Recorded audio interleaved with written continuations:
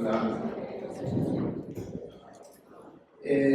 Bueno, agradecer la invitación, estar también acá, hace un montón que no venía a la FADU y también algo lindo de mostrar mi trabajo en este contexto, dando inicio a esta labor colectiva también.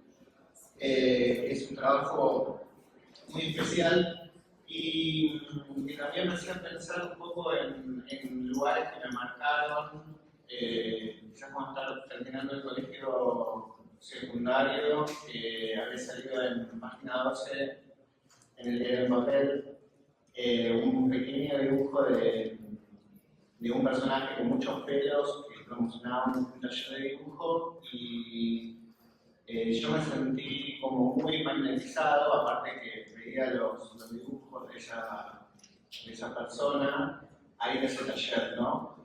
Y eso fue como algo bastante iniciático.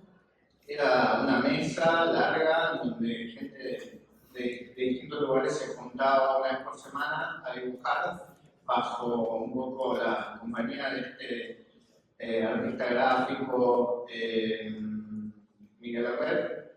Y también he estado pensando en otro acontecimiento que marcó un poco este camino, que fue una vez que había mandado un dibujo a la televisión, a un programa que yo miraba. ¿Cuántos años tenía? No sé, 6, 7, 8, pongámosle 9. Y estaba en la casa de mis abuelos en La Plata y de pronto como que los dibujos, muchos chicos y chicas mandaban los dibujos. Y de pronto pusieron el mío, pero estaba yo solo, mi abuela estaba en la cocina, mi abuelo no sé qué estaba haciendo. La cosa era que yo era testigo de mi dibujo amplificado por los medios, el mejor medio de esa época, la televisión, y no lo podía compartir con nadie, le gritaba, abuela, abuela. O sea, cuando vino mi abuela, estaba preparando algo, ya el dibujo había pasado. Como que hay algo de esa lógica de ser artistas del momento, pero también como de cuánto dura una imagen que me venía cuando Daniel se acercó y me preguntó cómo era mi laboratorio para hacer imagen, ¿no? Me pareció desafiante. Así que empecé a buscar algunas cosas de mis comienzos como artista. Estas son instalaciones. Lo interesante de las instalaciones como género artístico me parece que son espacios que vos un poco entras sin darte cuenta, donde los límites no están tan establecidos y un poco como que la instalación te come, ¿no? Trabaja con los sentidos, con el olor, con la vista, con el sonido.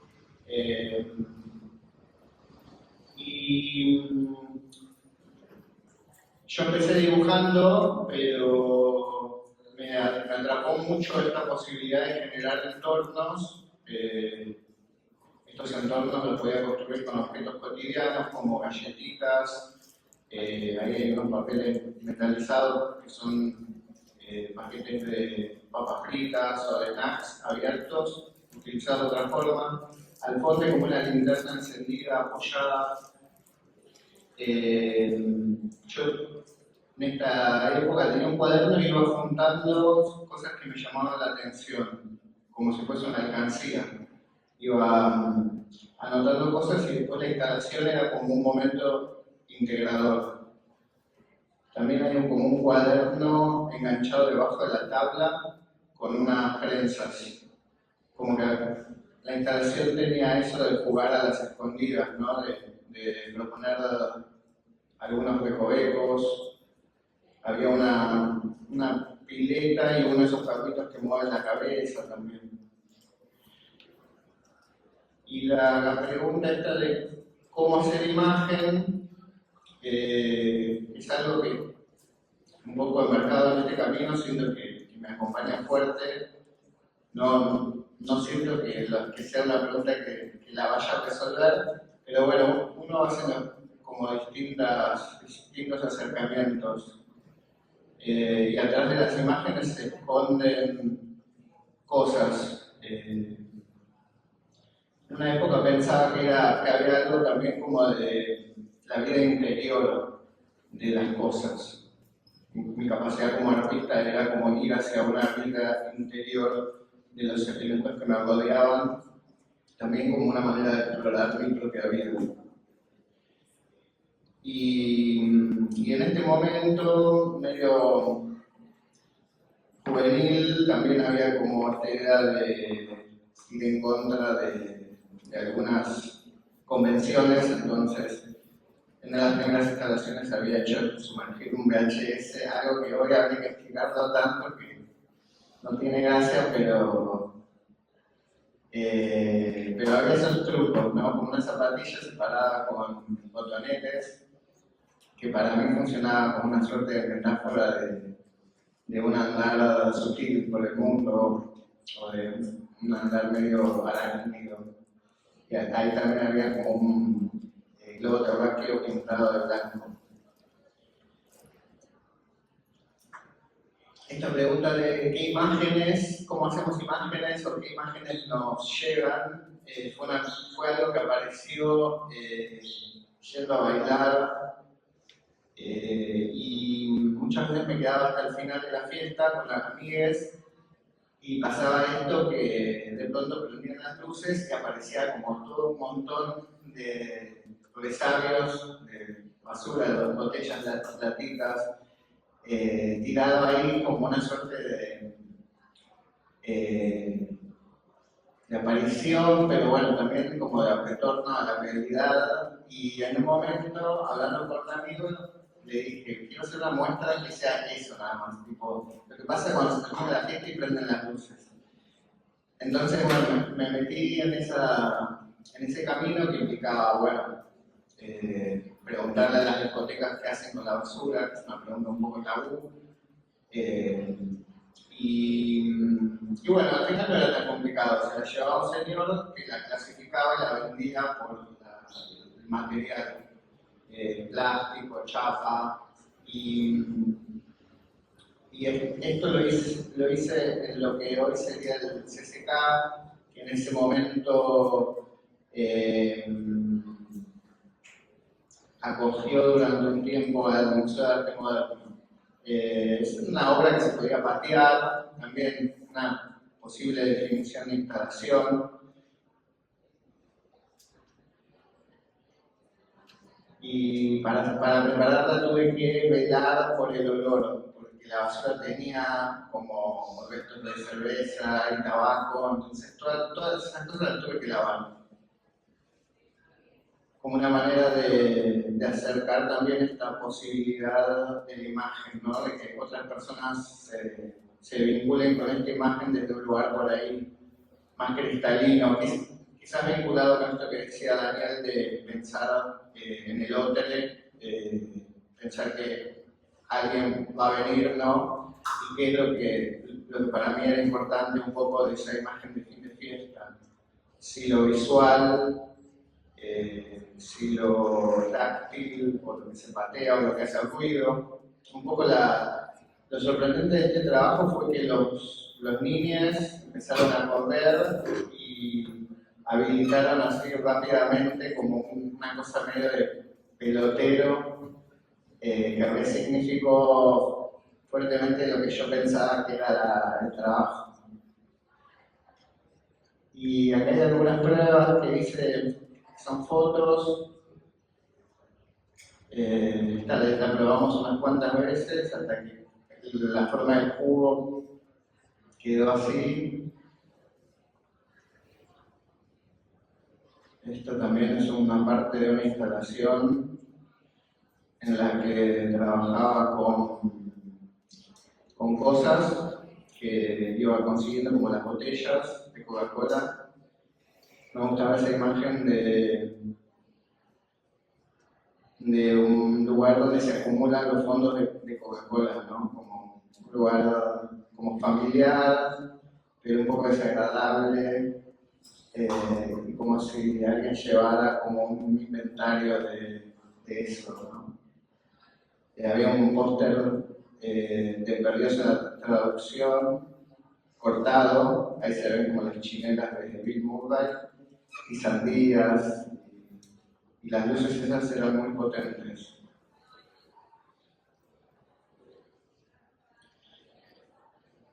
Como parte de esto de trabajar con la imagen, también, bueno, esto era algo creo que vinculado con mi adolescencia, en donde vendían revistas pornográficas y les ponían como una veladura que tapaba gran parte de la tapa. No sé si era algo legal o qué, pero cuando empecé a jugar con objetos, pensaba en eso, en lo que se puede ver, en lo que está vedado, lo que está bien ver en un momento y hay que ver, y se puede ver, no sé, más después, ¿no? Como algo de los tiempos. También me atraía como de un lugar abstracto, ¿no? El diseño de la marquilla, y este era un momento en donde todavía no había fetos de bebé. Un momento en donde el diseño todavía tenía como cierta influencia sobre el paquete de tabaco.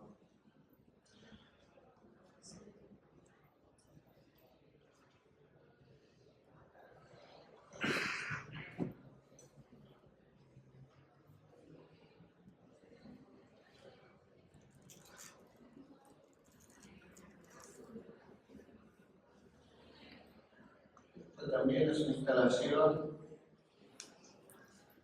pues, creo que una de las más elaboradas porque implicó la colaboración de muchos colegas y compinches, y fue sobre el final de una red social que a mí me marcó porque escribí un montón ahí, que era Fotolog, como una suerte de momento anterior de Instagram.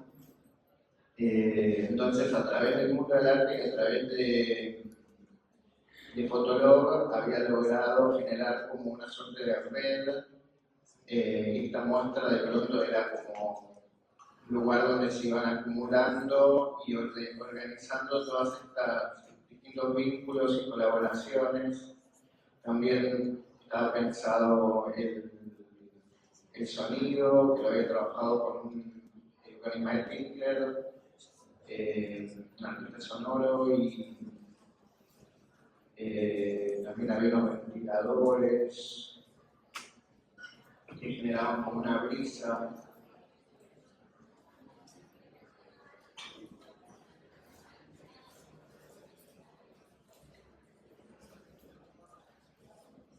Estas son unas linternas que a mí como que siempre me gustó mucho del arte, como lo público, de hacer exposiciones, pero a veces un poco más también las reuniones que se generan, porque siento que hay algo como más íntimo que se puede dar, y también hay como una reciprocidad, ¿no?, en las reuniones. Que a veces las muestras tienen códigos, ¿no? Como que hay un momento efervescente que es la inauguración, y después la vida de la muestra, la cual uno puede ir, ver, examinar, retirarse, charlar con el artista. Esto de la linterna surgió en uno de los talleres que justo compartimos con Julia, ¿verdad? Yo le había pedido a mis colegas que trajeran linternas. Es algo bastante naif ahora que lo veo, porque, bueno, no sé, como que la tecnología se va transformando permanentemente y quizás ahora ya ni siquiera usamos estas linternas tan gruesas, ¿no? Pero creo que en ese momento funcionaba como una suerte de fogón.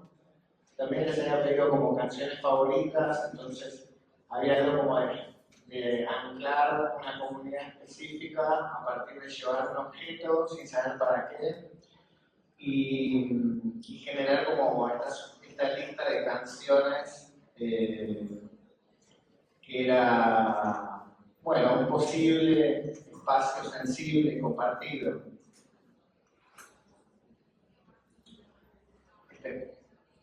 Esto viene también de la búsqueda de hacer cosas llamativas con objetos de la casa. Esto no sé si lo haría hoy, pero en ese momento me parecía muy espectacular. Una vez agujereado, shampoo por la mitad. Los shampoos le cambiaban mucho el olor a la exposición, eso me gustaba. Y las galletitas también con el tiempo se iba generando también, se iba macerando como un olor a galletita y shampoo. Esto es más de la parte de las instalaciones. Aquí hay como una vista cenital de tempranos intereses personales. Es una muestra viejita, pero tengo cariño. Y como está construida con cosas del universo doméstico, siento que también es algo como que muestra como un umbral de posibilidad. No es una muestra demasiado espectacular. Acá había hecho una suerte de operación con los VHS que estaban apretados con el cricket, y abajo había entre las dos tablas un montón de huevos Kinder.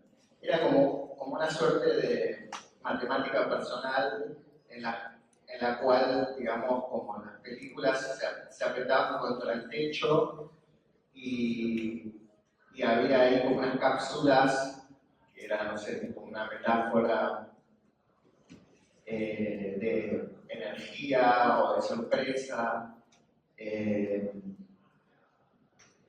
Había algo ahí que para mí se condensaba de alguna manera medio matemática.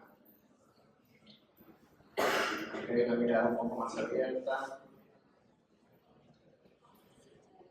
Bueno, y creo que una de las cosas que me apasiona de ser artista es como esta posibilidad de ir transformando mi práctica a medida que voy avanzando por la vida.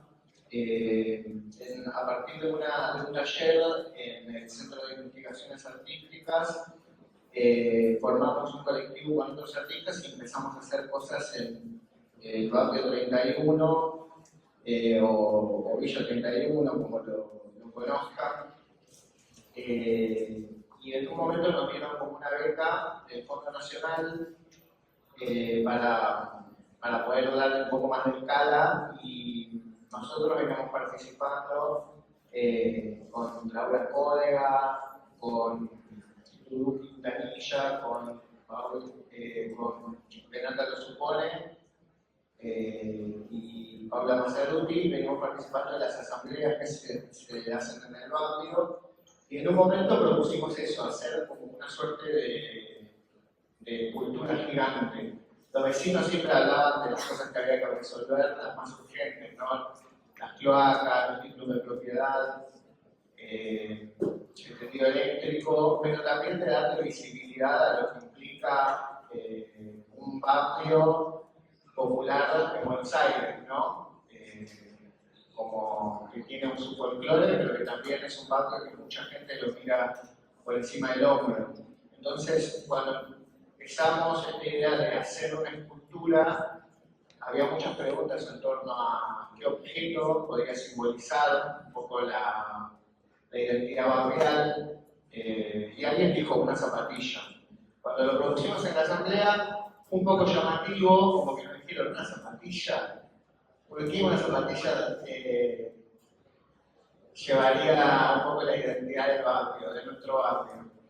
Y había algo de la zapatilla que tenía que ver un poco con esto del busca, o de la persona que va a imponer un trabajo distinto y a la vez como que no tiene que dejar de pelear, ¿no? Si por ahí pierde una ocupación, como buscar otra. Entonces había algo ahí en la zapatilla que nos parecía que podría llegar a sintetizar algo de esta forma especial de habitar la ciudad. Entonces, bueno, construimos con los vecinos, con herreros, y usando también nuestras distintas sabidurías como artistas de distintas disciplinas.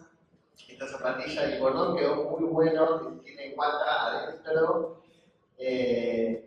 Y acá estoy con vestido de traje, queriendo convencer al policía de que no me deje poner las zapatillas en la autopista. Era bastante peligroso, pero los vecinos decían, no, tienes que ir por la autopista, tienes que ir por la autopista. Al final fuimos para adentro del barrio y salimos como a retiro y de ahí dimos toda una vuelta hasta la legislatura. La zapatilla tenía los ejes, un eje de auto, como si fuese un campo de cartonero, pero bueno, y una rueda loca al fondo. A ver, y ahí está en la legislatura. Fue una obra muy linda porque, o sea, un poco como las botellas y las latitas se significaba sobre la marcha. Era una manera como de participar de una manifestación, pero también de sorprender, ¿no? En el sentido por ahí inesperado de que apareciera este objeto gigante y poder, no sé, darle otro condimento a la manifestación. Y también por un montón de chicos, de hijos, de hijas, se metían dentro de la zapatilla y los papás empujaban, entonces también se transformó en una especie de guardería móvil durante ese trayecto. Y bueno, esto es lo que pasó después de un tiempo de vivir en la intemperie, y también creo como que se suma un poco a esta idea de que, bueno, fabricamos imágenes, lugares, y al mismo tiempo los lugares o las cosas se nos disuelven entre las manos, ¿no? De pronto, conservar una escultura que es del tamaño de un auto en Buenos Aires es muy difícil, o hay que invertir mucha plata. Esto es exagerado, le puse empresa a la carpeta y después Patricio le puso a la carátula, pero bueno, podría ser que Tallerito es una empresa. Tallerito es una publicación que empezamos con Neil Schulman y con Andrés Isikovic en el 2013. Acá hay un dibujo de un John Lennon con un signo de la paz, un signo de Volkswagen. Esto creo que estaba relacionado con la muestra de una colega de Jamín López que había usado un poco todo ese imaginario revuelto, así que yo había hecho este dibujo y una colega, Mara Perazzoli, escribió un texto sobre esa muestra. Dice: periódico expresionista de aparición repentina. No es gratis, sale plata, aporte a la causa. Es lo mejor que tenemos. Y le pagamos a nuestros colaboradores. No está tan mal, tampoco está tan bien, siempre se puede estar mejor. Es el flasherito, es el periódico de arte. El flasherito es amor, es ubicado y divertido. Bueno, este es un eslogan de venta. Acá les vamos a mostrar algunas de las cosas que pasaron. En un momento Proa nos prestó este local que tiene en La Boca y hicimos como una suerte de redacción.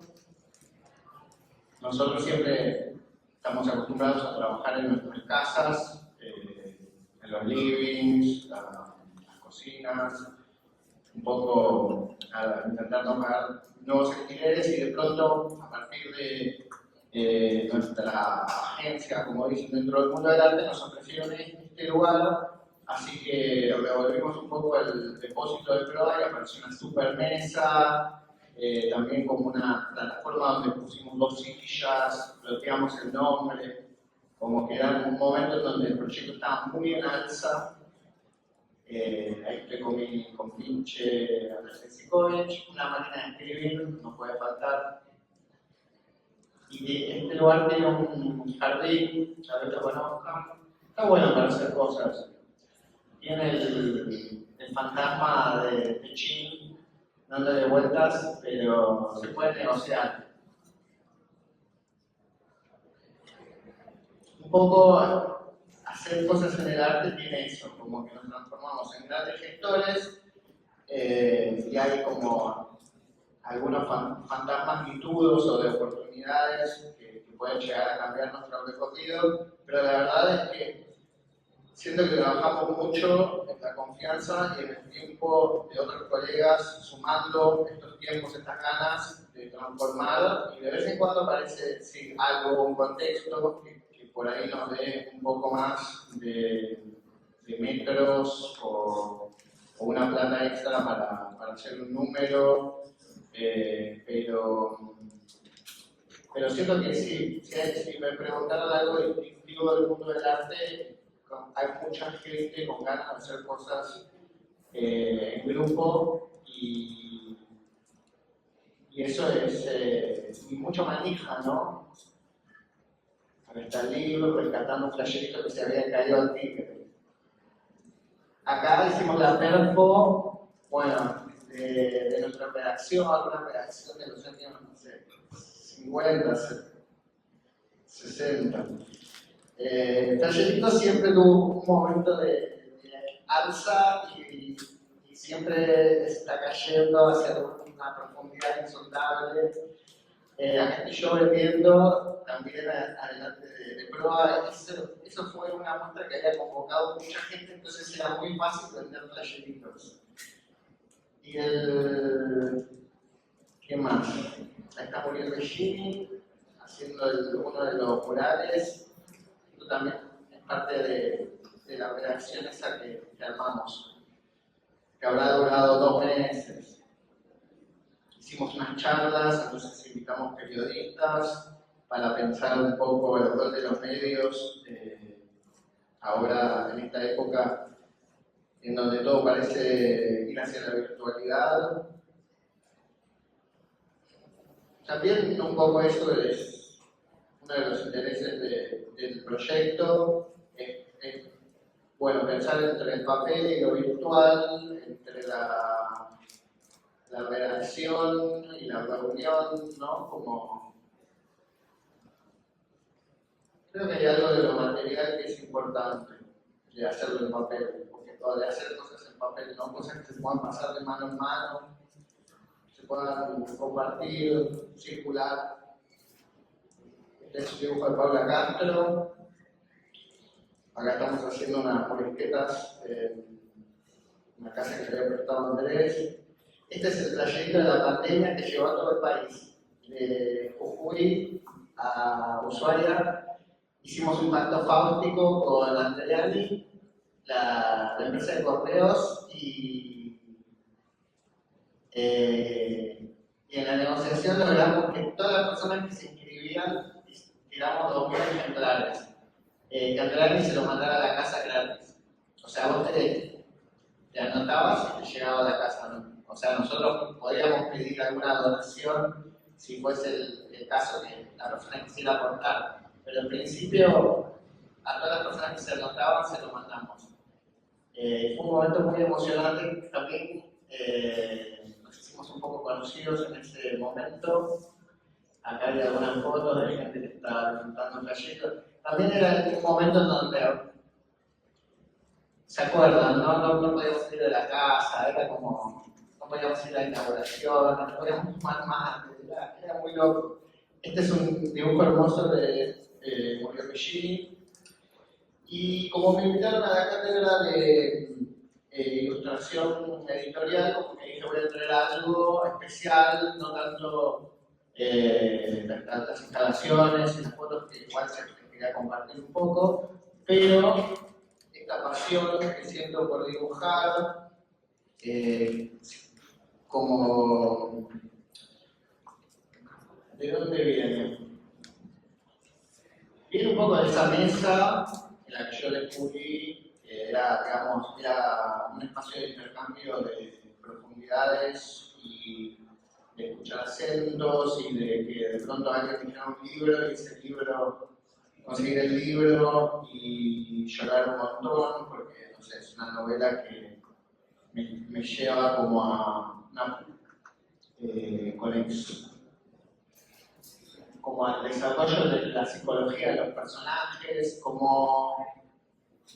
pero también el dibujo es algo ligero, ¿no? Esto es como acuarela, lo pueden ver porque se expande el pigmento en algunos lugares, tiene transparencia, en otros lugares se contaminan más los colores. Y acá entra un poco mi trabajo como ilustrador editorial, y eso fue algo que digamos, me lo permitió Flasherito, porque nosotros, el equipo, íbamos armando una agenda de cosas que había que cubrir y porque también un diferencial era hacer los dibujos que muchas veces eran sobre muestras o sobre movidas, entonces era como una suerte de valor agregado, en teoría, a una comunidad que se la pasa haciendo imagen, pero era como otra manera más de resignificar lo que hacemos. Por ejemplo, era una discusión sobre arte chico, arte grande, que es un debate un poco largo, pero resumido, como que hay quienes ven un arte más espectacular que está en las bienales, entonces hay como una tendencia en hacer cosas gigantes, a gastar mucha plata, a conseguir gente que ponga toda esa plata para hacer algo súper desproporcionado. Ese sería el arte grande, a veces está bueno. Después hay un arte chico que es el arte de los dibujos, las acuarelas, pero también es un arte más de las cofradías, personas que se reúnen en lugares autogestionados y que con mucho esmero, bueno, van sacando una producción. Es un poco esquemático hacer esta separación, pero también es interesante poder pensar la oscilación entre estos lugares, estas formas de hacer el arte. Ahora hay una muestra de Fernanda Laguna en el Malva que puede ser interesante, yo todavía no la vi. Lo hice cuando vino Blue la Blues, un cineasta queer, y lo entrevisté, y él había hecho una película muy buena sobre las Fuerzas Armadas y mucho sexo gay, entonces como que dije, a ver cómo podría de alguna manera rendir tributo a este autor. Habla un poco de cómo estamos domesticados los artistas, como, no sé, siento que a veces se pierde un poco el foco y parece que los artistas trabajan para los ricos, ¿no? Pero es un estado de conciencia colectivo, como que porque de algo hay que vivir también, o sea que está bien de vez en cuando vender cosas, ¿no? Era un chico que había hecho un taller para ser ejecutivo deportivo y era un taller que va en Boca. Es un dibujo que hice para Mariela Rubik, que era un taller de escritura. Me gustaba eso de la mano, como de que los colores salen de la mano, ¿no? El riesgo de tener el micrófono es arruinar los dibujos explicándolos. Pero, ¿cómo estamos de tiempo?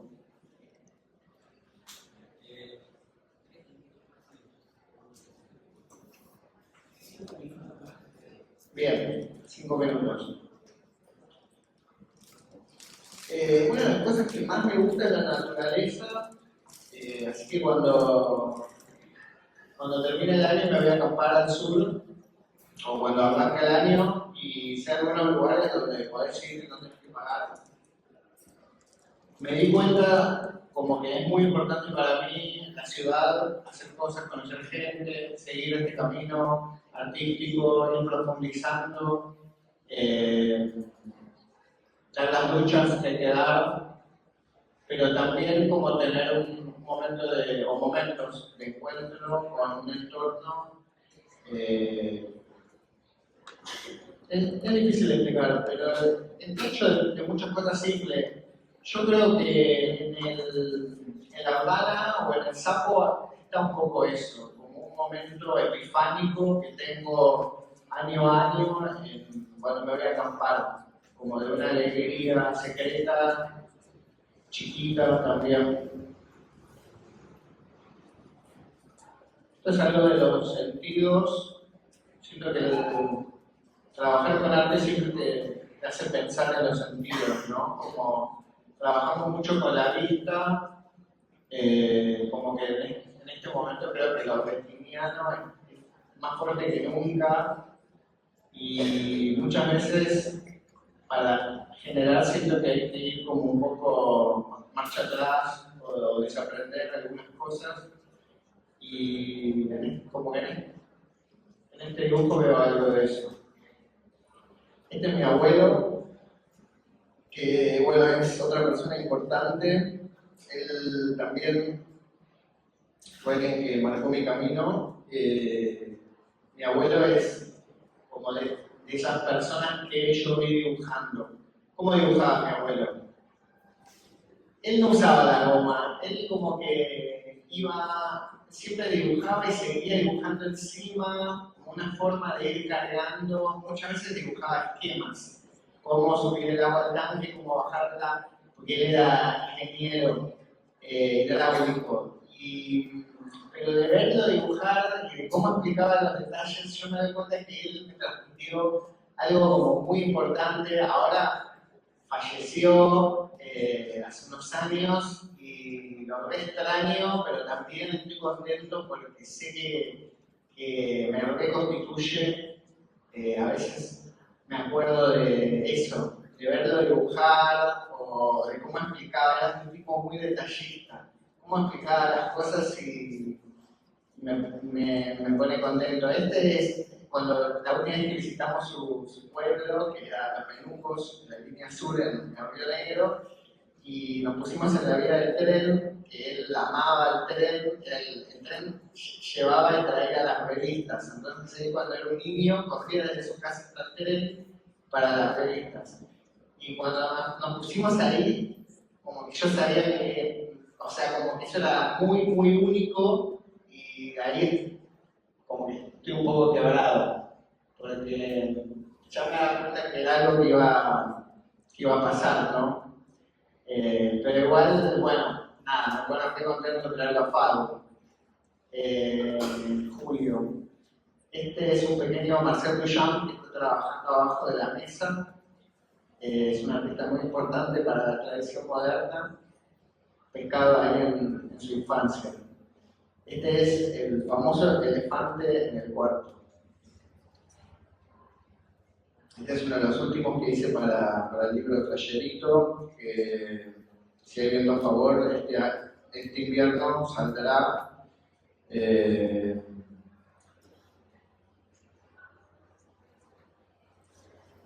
Bueno, este es de cuando cantó el coro Fantasma en el Festival de Lobos, en el Festival Rural de Poesía de Lobos, que también es un festival muy lindo, como una celebración al aire libre, distintas voces y poetas de distintos lugares leen y comparten sus sensaciones, y el coro es un espacio que aglutina gente que le gusta cantar.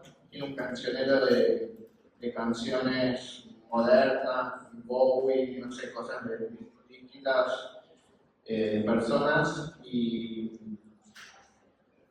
ese fue un momento especial. Creo que estoy bien para terminar, porque después vienen todas estas, son también de mi trabajo editorial en el Tallerito. Hay algo de la cultura mapuche que también estoy investigando. Estas son acuarelas de la cultura mapuche. Esta es mi amiga Rosa, que cada vez que va a entrar al campo o que va a cruzar un río le pide permiso. Y cuando le pregunto cómo es pedirle permiso al río, me dice: tenés que levantar un poco del agua y le pedís y después soltás. Entonces ahí lo quise captar. Y este es como unos chistes, porque yo le preguntaba a mi profe de Mapuzungún, le decía: ¿cómo decís bicicleta? Entonces me dice: bueno, en mapuche no hay una palabra para decir bicicleta, pero le podríamos decir yogi cahuel, que significa caballo flaco. Y también le preguntaba cómo diría celular. Entonces él me dice: nosotros no teníamos celular, nuestros ancestros no tenían celular, pero yo le puedo decir pichi culcul, porque culcul era el cuerno que llamaba, ¿no? El llamador. Entonces Pichi sería llamador chiquito.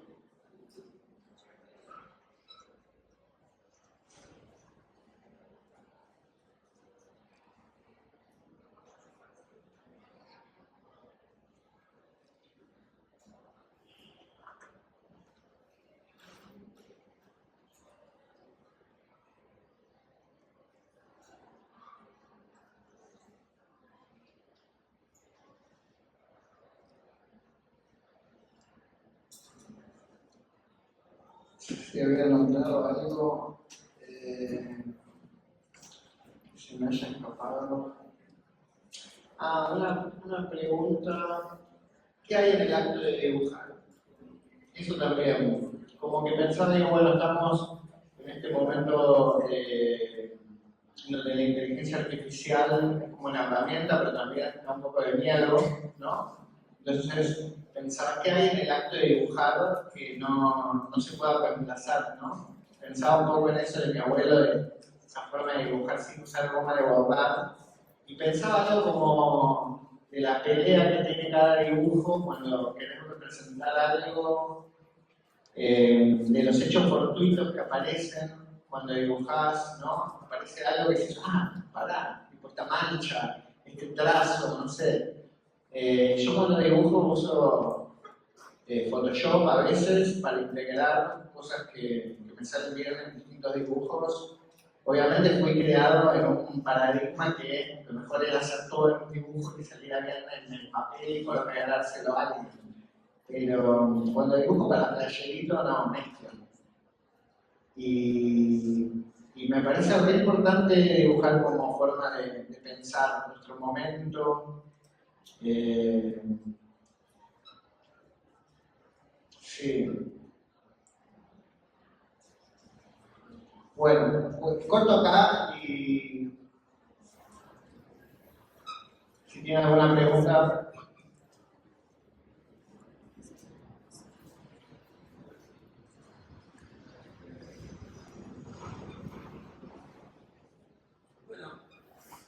¿Alguna pregunta tienen? ¿Tienen preguntas? ¿Alguno quiere dejarla? Bien, bárbaro. La quería preguntar qué es lo que te suele pasar, que empiezas a crear con un mensaje en mente, o si a medida que vas creando, ahí te surge qué es lo que vas a contar, o qué más suele contar eso. ¿Puedes empezar de nuevo? ¿Qué es lo que te suele pasar más seguido, que empiezas a crear con un mensaje en mente, o empiezas a crear, estás en el proceso que surja, que es lo que querés contar, y que tanto suele estar también en el medio? Está bueno, como sobre el proceso. Sí, a veces creo que hay una urgencia que puede ser hacer la muestra o sumarnos a una causa como la zapatilla, o acompañar una nota que impone un tiempo, ¿no? O un marco. Pero yo siento que también soy artista porque soy disperso y es como que uno de los grandes placeres de la vida es perder mi tiempo, no sé, como viendo cosas o dejándome llevar. Como que antes no lo tenía tan claro eso. Pero a mí me gusta aprender cosas, todas las cosas que puedo aprender las quiero aprender de arte en general. Intenté estudiar ingeniería para llevarlo un poco a la cuenta de mi abuelo, pero no me salió. Era muy difícil la matemática, quedé traumado. Pero sí me gusta ese taller de teatro que me ayudó bastante a ver el público. Después hago entrenamiento en danza y está bueno porque en una época, no sé, salir a bailar implicaba tomar alcohol, sustancias, no sé, como que se transformaba en un montón de cosas y entrenar danza de pronto tiene todo un componente espiritual y atlético, como que me gustan los espacios para compartir formas, creo que es un poco ñoño, pero signa mucho mi camino. Por eso les contaba de esta mesa de dibujo Miguel Urret, que no es mi amigo, pero que fue importante en mi camino, y ahora quiero ir al coro. A ese coro de las personas que están en el Festival Rural, quiero ir a ver si puedo cantar. No sé qué va a pasar. Pero siento que hay un poco de eso. A veces hay una urgencia y eso te organiza. Y a mí, si me da tiempo, yo me disperso. Porque, no sé, me parece que hacer arte es increíble, es fantástico. No sé, es como una dimensión superadora. Y cuando lo haces con gente que tenés confianza, más todavía.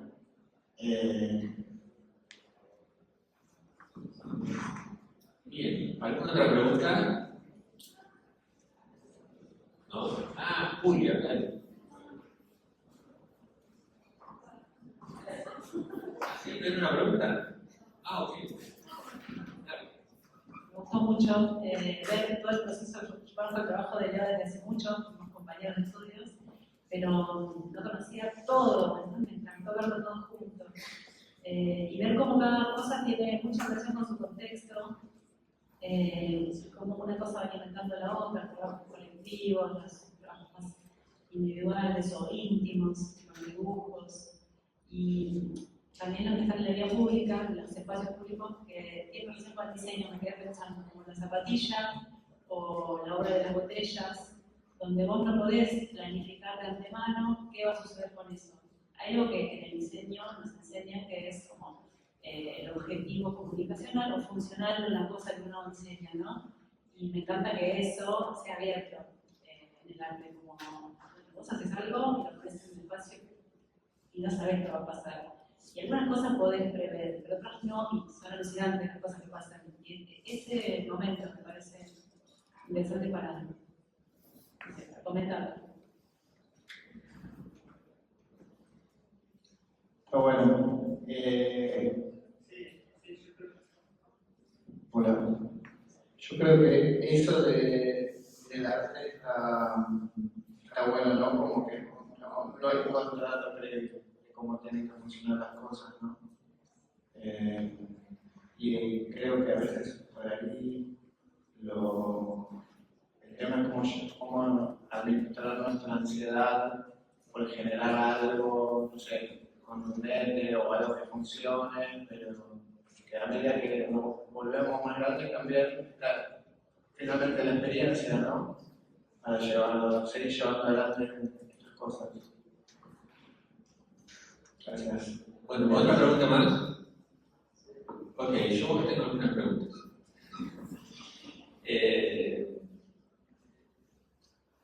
Leo, ¿qué lugar vos le das a la materialidad de lo que haces? ¿Qué tanto te importa? La materialidad, me refiero a los elementos que elegís para representar cosas. Una línea, en una instalación, los objetos que elegís. ¿Qué importancia tiene todo eso en la obra? Lo digo porque vos te manejás también en un plano conceptual, o lo has hecho.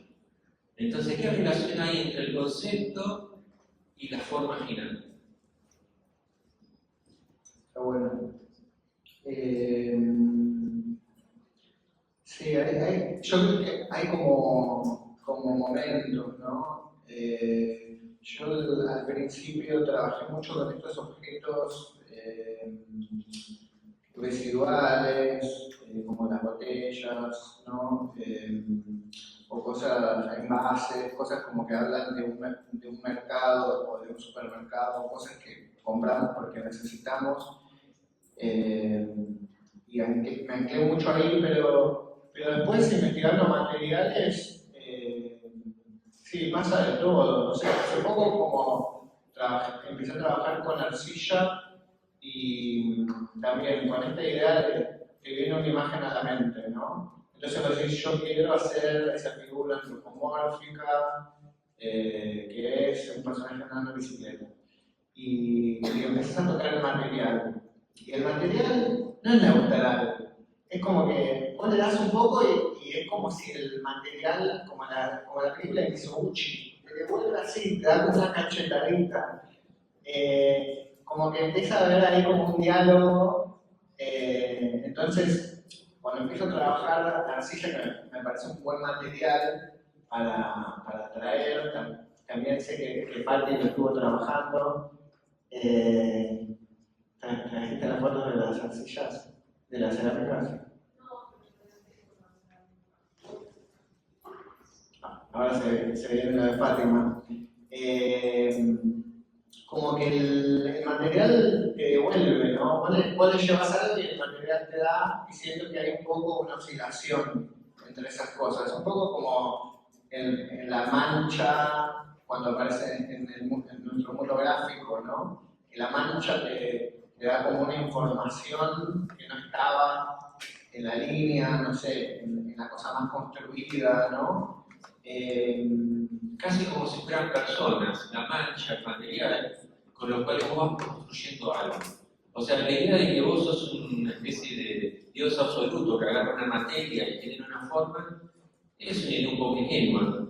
Digo, lo que haces es el resultado de ese vínculo, de ese diálogo con esa otra cosa, que pareciera ser inanimada y sin embargo tiene inteligencia porque te va proponiendo cosas.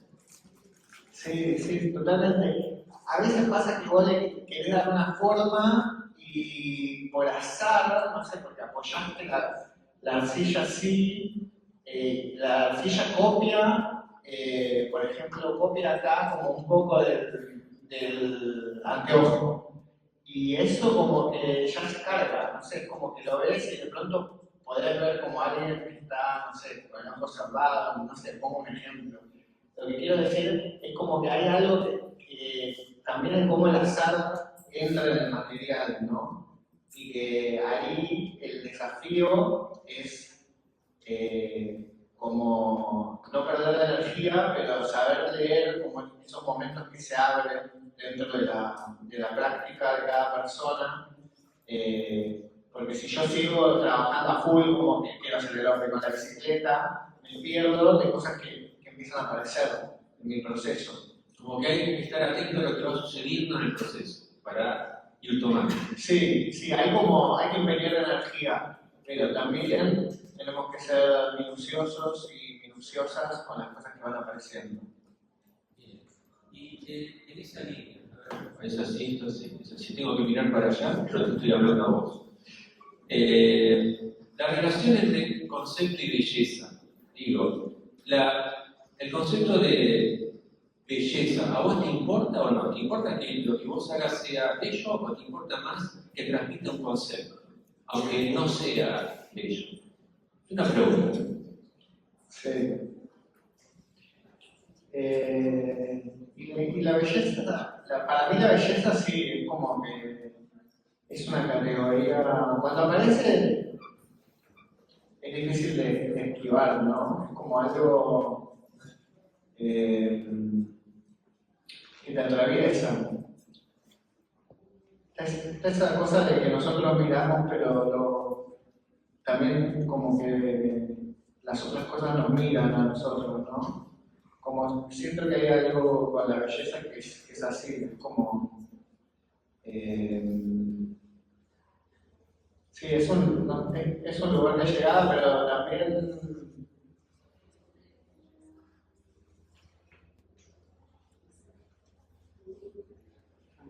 Te quedaste pensando, bueno, nosotros también.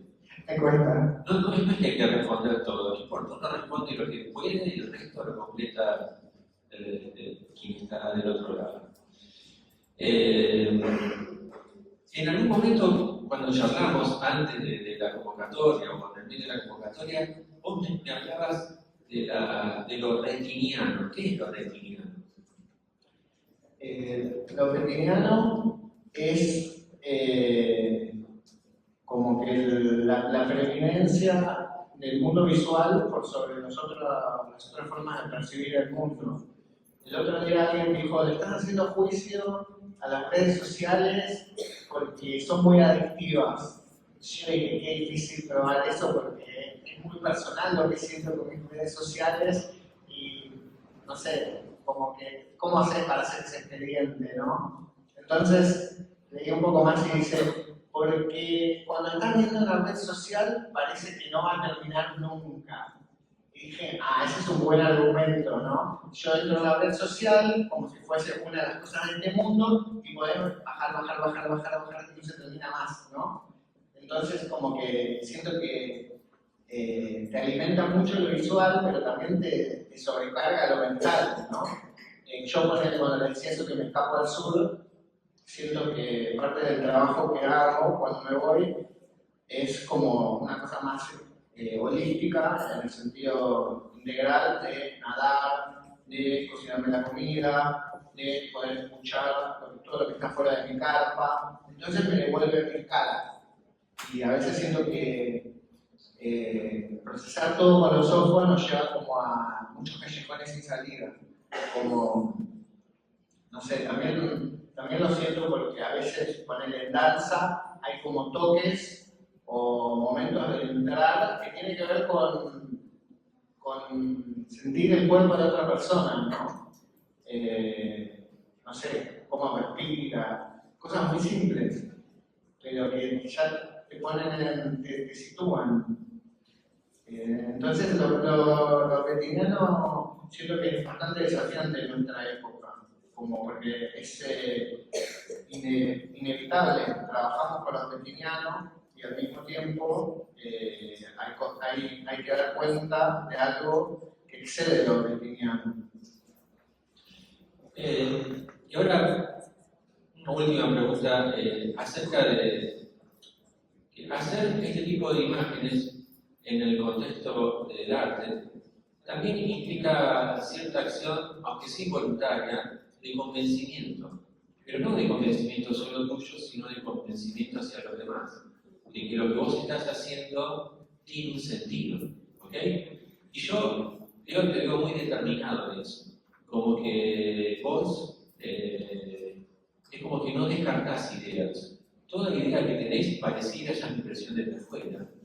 Es como que le das un lugar, ¿no? Le das un lugar a un modo de representación, a una idea, a juntar cosas que son como inconexas y de repente uno las ve conectadas y a partir de eso piensa en otra cosa, ¿no? ¿Cómo te relacionas con eso? Con el hecho de que te importa convencer, ¿no?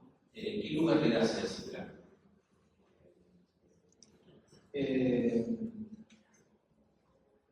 Sí, yo creo que yo en un momento tuve muy fuerte tuve la fe católica y me lo transmitió mi mamá.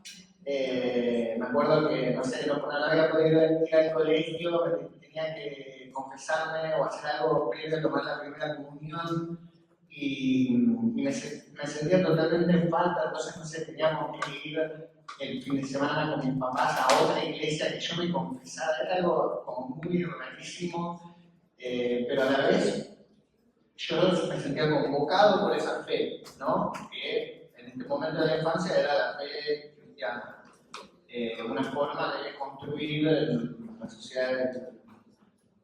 nuestra sociedad humana.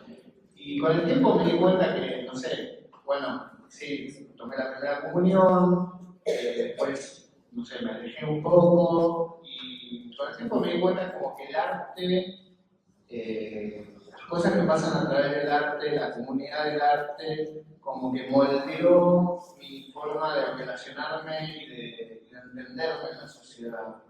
Entonces, creo que tiene que ver con la energía, con creer en cosas que no son visibles, también, ¿no? Hay muchas cosas que en una tranquilidad espiritual que me da, no sé, como hoy, venir acá a poder compartir lo que hago, la confianza de algunos colegas que confían en mi trabajo. Muy bien,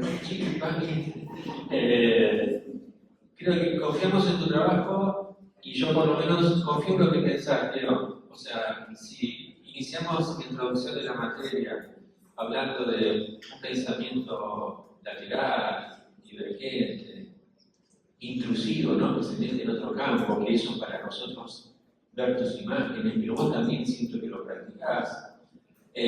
Nada, yo creo que todo eso es un aporte muy bueno respecto de nuestro pensamiento. Y yo que tengo esta perspectiva, porque estoy acá y veo los apuntes que no lo puedo leer, pero sin embargo lo veo, puedo intuir como una manera de pensar que sí que es dispersa, pero que está llena como de acentos, ¿no? De reparar en cosas y poder pensar sobre eso que se ve, ¿no?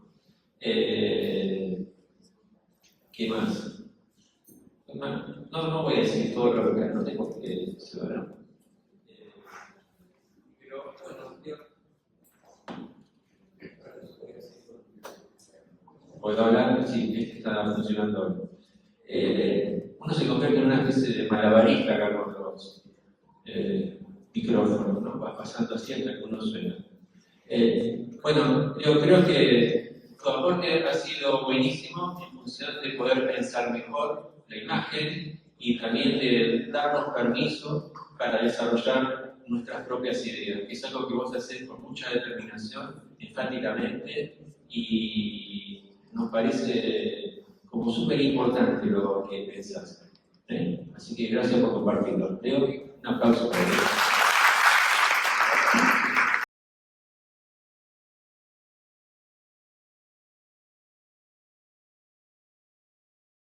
Ella estudió artes visuales en la UNA y en la UNSA, y también historia del arte en la UAM.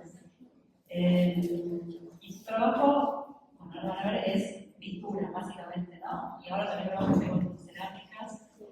Y me parece súper interesante ver todo el proceso de cómo se llega a las imágenes. Tiene mucho que ver con también el trabajo que van a hacer ustedes en esta cursada. El hecho de investigar bastante antes de llegar a la imagen, ¿no? Por un lado la práctica, digamos, material de la lectura, y también toda la parte de la investigación previa, la conceptualización y las ideas. Y además también, yo la conocí a Fátima, que recupera esto en un espacio de militancia que es de las artes visuales, que nosotros proponemos.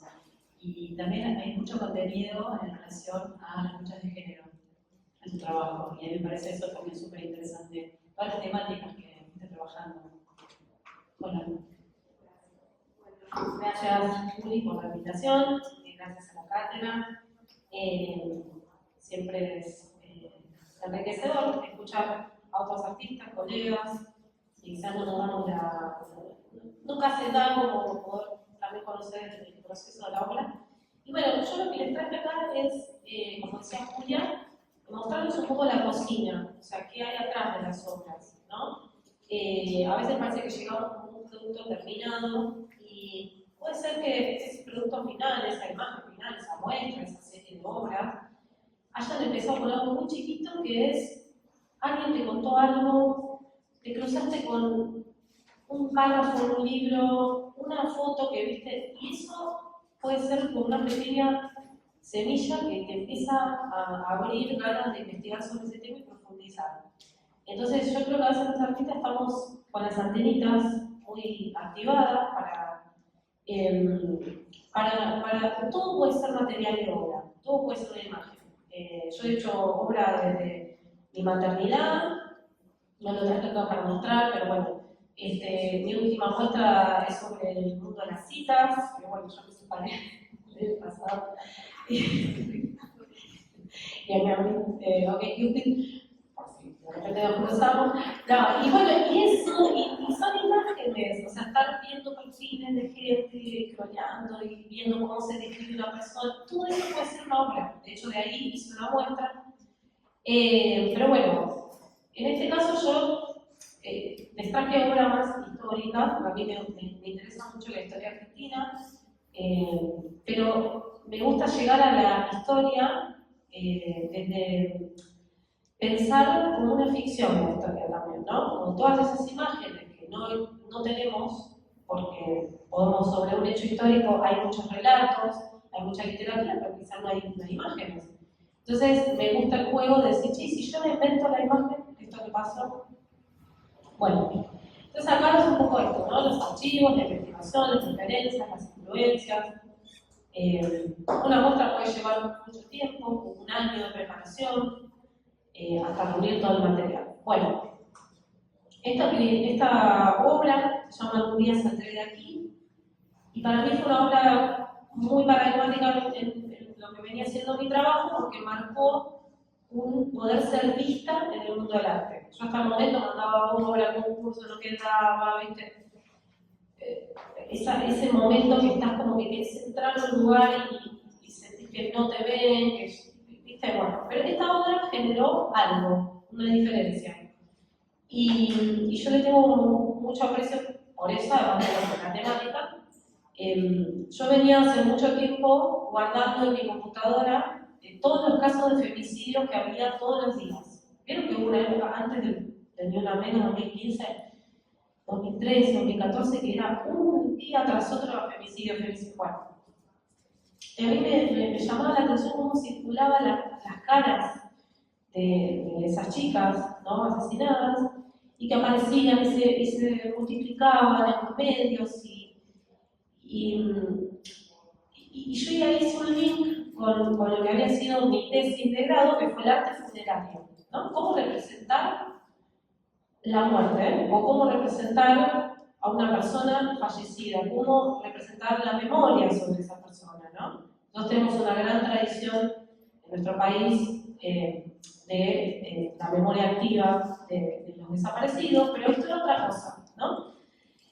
Entonces, yo empecé a guardar en la computadora todos esos retratos, todas esas fotos de los medios, y en un momento les empecé a pintar.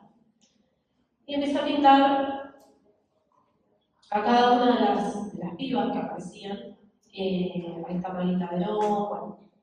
Y les empecé a trabajar mucho la mirada, ¿no? Porque quizás en las fotos periodísticas eran fotos sacadas de algún familiar que las difundió, entonces eran chicas como quizás miraban fuera de cámara, y yo dije, no, voy a trabajarles la mirada para que miren para adelante, ¿no? Y en un momento, yo estaba en mi taller y yo tenía todo el taller lleno de estos retratos, ¿no?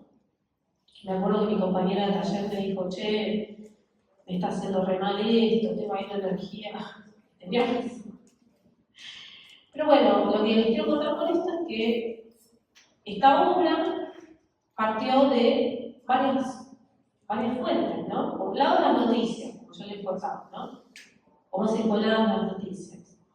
¿Qué se decía sobre esas pibas en la noticia? ¿No? No sé si se acuerdan el caso de Melina Romero, fanática del boliche, bueno. Entonces fue interesante ir viendo, yo como artista, también como feminista, ir viendo cómo fue cambiando la manera de comunicar y narrar esos femicidios, ¿no?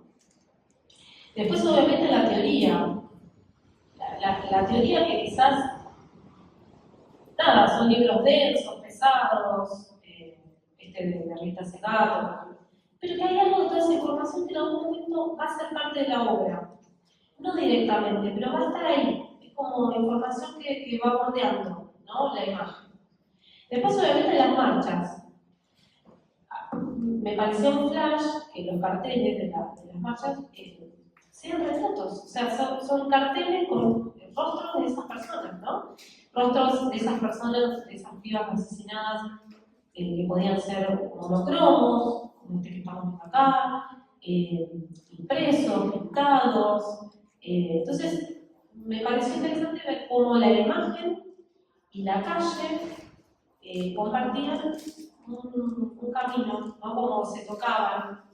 Entonces, yo dije, che, qué bueno sería llevar los retratos pictóricos míos a las marchas, como una forma de que la obra no quede en un taller ahí chiquito, cerrado, tomar el espacio público, ¿no? Entonces, en un momento empecé a llevar los retratos a las marchas también. Y esto que yo les contaba, que como, bueno, yo estudié historia del arte, y mi tesis fue sobre arte funerario, investigué mucho eso, ¿no? Los retratos del Fayum, los retratos de la antigua Roma, los emperadores, digo, toda la etapa de formación que uno tiene, que va leyendo cosas, va viendo, en un momento se van sedimentando hasta que se puede transformar en una obra, o que sea una hipótesis, o que sea algo propio, que vos haces con todo eso que estudiaste en algún momento, ¿no? Bueno, paso con otra obra. Esta obra se llama Banderas y Banderines, Evita, que es una obra que hice sobre la vida de Eva Perón. que eran banderines, ¿no? Porque me gustaba la idea del banderín de cancha, como ese soporte muy popular. También me gustaban los kakemonos japoneses, que son como estos, los habrán visto muchas veces, muy de la cultura oriental. Entonces dije, bueno, aquí encontré un soporte. Encontré un soporte que es un soporte que apela a la bandera, que apela al banderín, que lo puedo pintar. Entonces ya tengo el soporte. Después lo otro era, bueno, cómo abordar la figura de Evita, que es como, bueno, gigante, ¿no? Entonces dije, bueno, voy a hacer un recorte. Yo me interesa en la obra de Evita, su, no sé, carrera política, sus acciones. Y bueno, ahí empecé un largo recorrido de buscar material, encima sobre Evita hay mucho. Entonces, fue una linda investigación, ¿no? Entonces, yo no solo tomaba imágenes y fotografías de archivo de la vida de Evita, sino que empecé a meterle de repente personajes del anime, del manga. Yo no soy hiper nerd con esto, pero yo crecí en los 90, cuando llegó el anime a nuestro país, fue mi primera educación visual. Yo aprendí a dibujar mirando la tele, con un poco esa relación con la tele, ¿no? Y dije, bueno, ¿por qué no contar la historia de Evita un poco para otros públicos que no sean estrictamente peronistas o más? Entonces dije, voy a usar un recurso visual como es el manga para ver si puedo llegar a hacer una muestra que vengan, no sé, adolescentes, por ejemplo, ¿no? Bueno, llegaron los adolescentes. Llegaron, porque esta muestra generó como una controversia con los libertarios, básicamente. Y bueno, son muy fan del anime, y bueno, vieron a Evita anime, se produjo una fricción ahí interesante entre los mundos, ¿no? Y a veces lo que pasa a uno como artista, como productor de imagen, es que no sabes después qué va a pasar con esa imagen. Vos producís una muestra pensando una cosa y después pasa otra, ¿no? Entonces el alcance al público, ese ya no control que tenés sobre la obra, es interesante también. Y me parece que es parte del proceso de la obra. Entonces, bueno, acá ven una especie de Evita Sailor Moon, ¿no? Digo, la ductibilidad que tiene la pintura, de poder combinar muchos elementos, que ustedes también lo tienen en sus herramientas visuales, ¿no? Esta ductibilidad que tenemos como productores de imagen, donde podemos hacer que exista una imagen que hasta el momento no existía. O sea, yo digo, tomo en este banderín, tengo el banderín de cancha, el típico banderín triangular que vemos en las canchas, quizás más vistas, pero existen. Un paisaje de fondo, a mí me gusta mucho también el paisaje, el paisajismo, la naturaleza. Este personaje que es Evita, pero también en medio de una mezcla de Sailor Moon, con Christian Dior, con, bueno, esa ductibilidad absoluta que nosotros tenemos de poder inventar una imagen que hasta el momento no existía. Y eso es maravilloso, digo, ¿no? Lo pensaba cuando hablábamos de dibujo también, Leo, ¿no? Como, esa posibilidad que nos da el dibujo, el trazo, la pintura, ¿no? Bueno, esta obra es otra, del 2019, se llama Las otras en los pliegues de la historia, una obra que hice con colaboración con una amiga creadora, donde a mí me interesaba esto de revisar la historia argentina, hechos de la historia argentina, distintos años, distintos eventos, distintos periodos, pero encontrando en cada periodo alguna historia que no aparecía en los grandes libros de historia argentina o los grandes relatos, sino historias más pequeñas. Por ejemplo, esta es la historia de una ama de casa, que está con 40.000 brazos cocinando, con el nene llorando, pagando las cuentas. Esta es una piquetera. Bueno, sobre ellas tenemos muchas imágenes, pero cuando nosotros pensamos en el 2001, que es el 2001, empecé a leer que los hombres en ese momento que estaban desempleados se deprimieron mucho y los varones se deprimieron, no podían salir de las casas y son las mujeres, las pequeñeras, que salen a cortar ruta, a las ollas y viste, como que obviamente yo lo atravieso con una mirada feminista, por supuesto. Pero, che, ¿por qué cuando uno habla del 2001, la gran crisis social, política del 2001, ¿por qué no podemos detener en estos personajes que hicieron quizás un pequeño cambio en ese gran proceso histórico que estaba sucediendo, ¿no? Después acá, por ejemplo, esta escena representa una escena de las invasiones inglesas, donde les cuento la anécdota muy chiquita. Invasiones inglesas, el ejército patriótico da la orden de que no se puede ofrecer alcohol a los ingleses. Cierran todos los bares, todas las pulperías, todo. Pero esta señora Martina Céspedes tenía una pulpería con sus hijas en el barrio Santiago y ella dice, yo le voy a ofrecer alcohol a los ingleses. Entonces, los ingleses, buscando dónde chupar, entran a la pulpería de Martina Céspedes, ellas los hacen entrar, los emborrachan y los aprisionan. Aprisionan como a 18 ingleses. Después una de ellas se termina casando con uno, como importante otra historia. Pero lo que voy es que ellas después entregaron a esos 18 ingleses a las tropas, al ejército patriótico. Y ese fue un acto de, digamos, la guerra por otros medios, ¿no? O sea, entonces, en todo este tiempo me interesó eso, la picardía de encontrar pequeñas historias chiquitas dentro de la gran historia argentina. ¿Y por qué un biombo? Bueno, porque hay algo del objeto que me interesa. El biombo ha sido un soporte en la historia del arte para contar hechos históricos, ¿no? En México, en Oriente. Entonces ya encontré un soporte. Y que el soporte va a tener que ver con lo que voy a decir. Yo estoy hablando de que la historia es un acto interpretativo también. Entonces este biombo lo puedo cerrar, abrir, puedo mostrar una cara, la otra la tapo. Es decir, en el proceso que uno va haciendo la obra, vas encontrando también los fundamentos conceptuales, ¿no? Lo que hablaban hace un rato. Pero se va dando todo de la mano. Una cosa te va llevando a la otra. Entonces, está bueno estar atento a eso, ¿no? Como a estar muy abierto en ese momento cuando querés hacer una obra, estar muy abierto a cualquier elemento que pueda efectivamente ser parte de eso que querés contar. Bueno, eso para mostrarles un poco entonces las fuentes de este objeto.